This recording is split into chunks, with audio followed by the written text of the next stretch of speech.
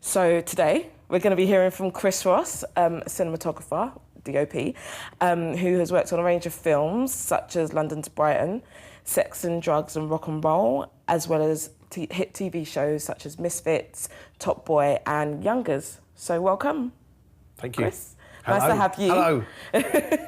So let's start with your early career beginnings. How did you work your way into film, and how did you decide that that's what you wanted to do? I didn't study a film course. I've got a degree in physics, but while I was at the University of Nottingham, I met up with a group of people that were similarly minded to me and started shooting short films.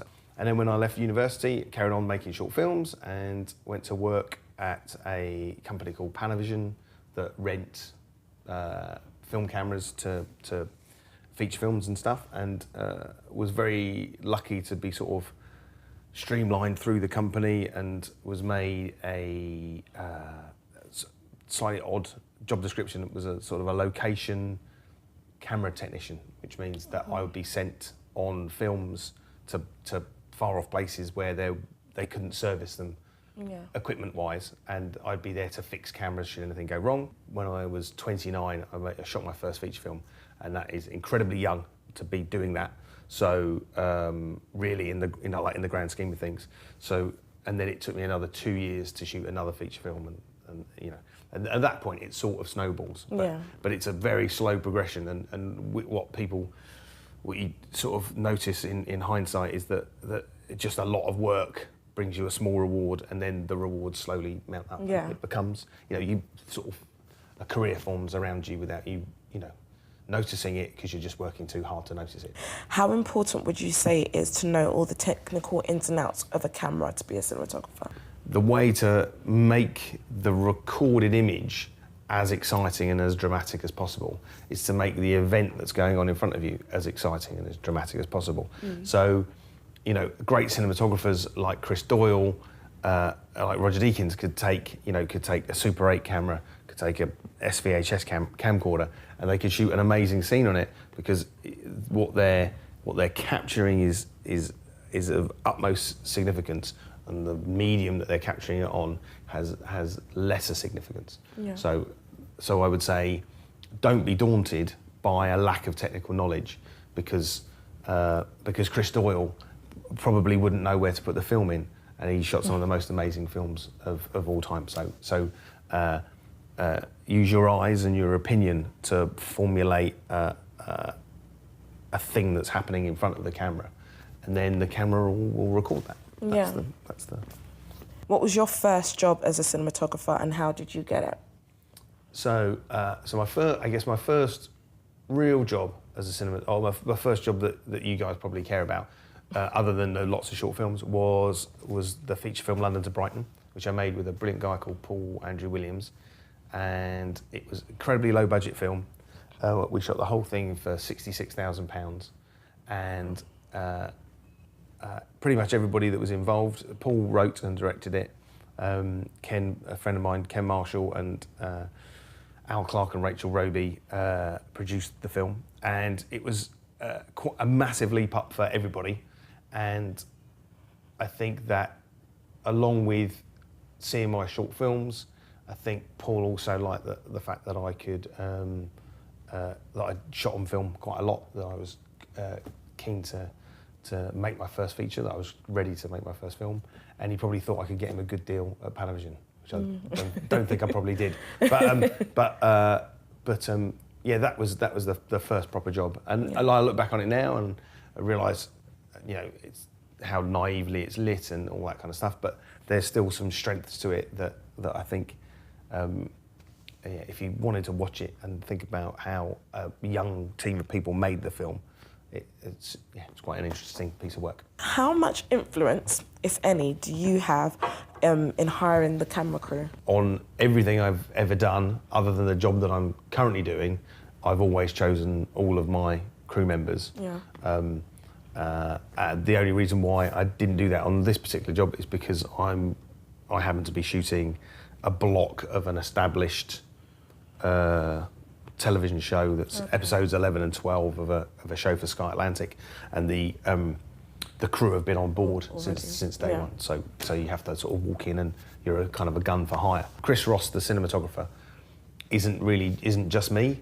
Yeah. So on every film, it's the collective of people that are brought together to make the film. So if you have, if you have a focus puller that isn't very good, then lots of things are out of focus. If you have a gaffer that questions your every decision, then lighting sets is slower. If you have a trainee that doesn't bring tea to the crew in time, then everyone is angry. So what you have to do is you have to bring together a collective of people that are unified for the greater good of the job. So I like to think that the team of people that I assemble and the sort of are like a family unit that goes from film to film, getting better and stronger and doing more interesting stuff.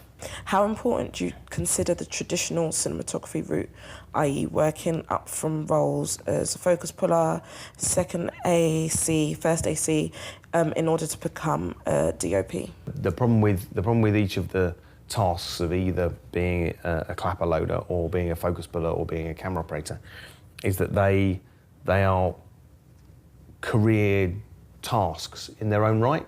They're very, very hard.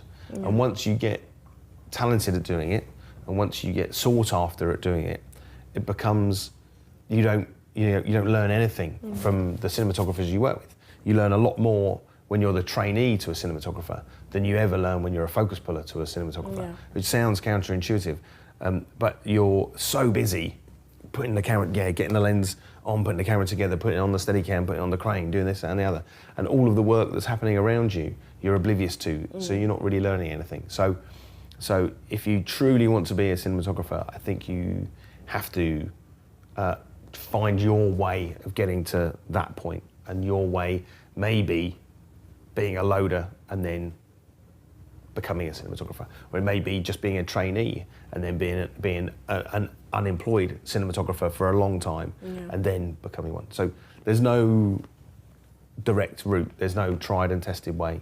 You just have to find your way, and your way will be unique. Do you feel that it's better to keep the camera static or to move the camera even if you're not moving the camera for a reason? Trickily philosophical question. I think when you're making films, your use of the camera should be deliberately motivated by some reason. Either you're pushing on an actor because you want to come in, you want to get closer to them and come inside their mind, kind of thing, or you want to pull away from the actor and leave them stood in a big empty field because you want to feel that you're putting distance between the audience and the character. So I think, to answer your question, do what feels right for the scene. Keep the camera locked off if that's what the script dictates, or the way not necessarily the script, but the way you and the director are feeling about a scene.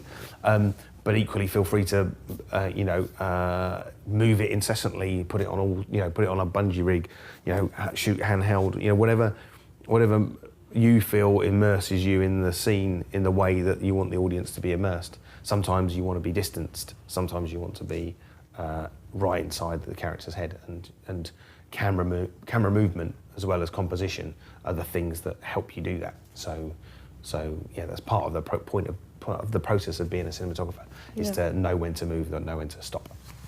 And Bronwyn O'Neill, asked, what advice would you give to a young person looking to begin a career? You need to shoot things. Is the most important thing of all. But if you just shoot things, then you'll get better, but you'll get better at a reasonably slow rate because you're only learning from yourself. Yeah. So as well as shooting things, you should find people like me and see if they want to take on a trainee on a particular job, or if there are short films that you can be a camera assistant on, or join the lighting team. A gaffer, a wonderful gaffer called Julian White, who gaffered on Cinderella. He does lots of smaller films as well as doing really big films, and he does short films and all kinds of stuff because he's a wonderful guy, and he takes on lots of trainees, and and actually most of the trainees that he's taken on haven't gone and become electricians. They've gone on to become cinematographers in their own right. Yeah. So following a gaffer around is a really good thing to do because they shoot a lot. But yeah, basically try to get experience on other people's film sets and shoot as much as you can yourself, and meet as many people as you can. Be the sort of person that people want to hang out with and work with, and then be patient and give it time, and let your talents get better and better. Yeah. Because the worst thing you can do is make a sort of a mediocre short film and try to make that the big calling card. Yeah. So what you have to try to do is make a lot of mistakes on lots of things, and then once you're starting to get really proud of what you're doing, you're probably still making loads of mistakes, but then you're able to go to people and start, saying, I can do this. Yeah. Convince yourself that you can do it, and then you'll be able to convince other people you can do it.